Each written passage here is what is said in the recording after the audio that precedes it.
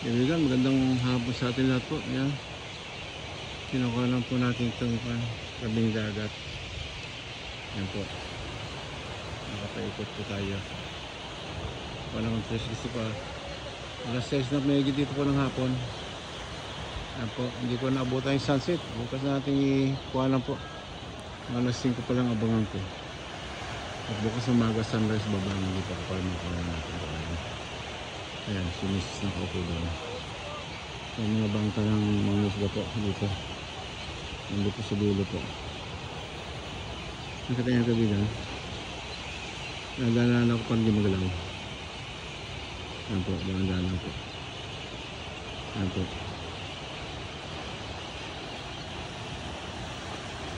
Ayan po.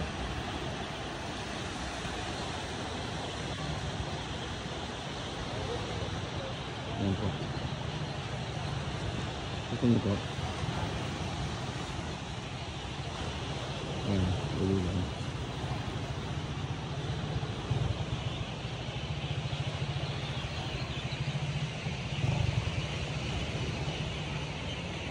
Ayan.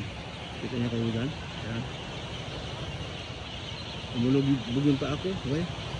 Sabi na, lumulubog.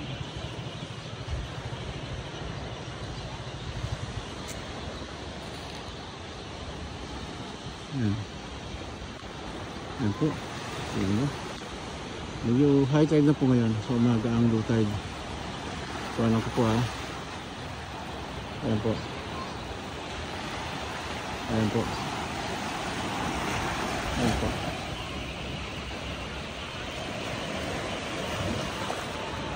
Ayan po.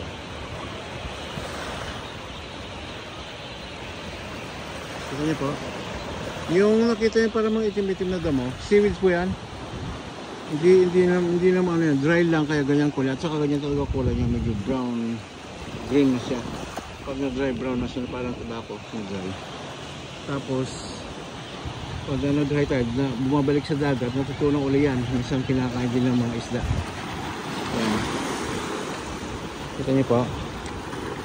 Minsan lumalabas ng tulot ng bato rito kabayan eh. Ayan.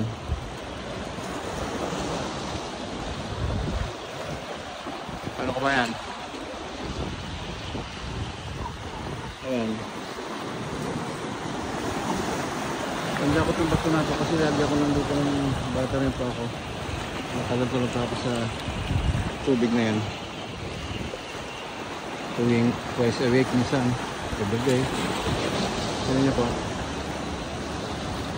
Ayan po. Meron nagbibigyo sa kabila po. Ayan.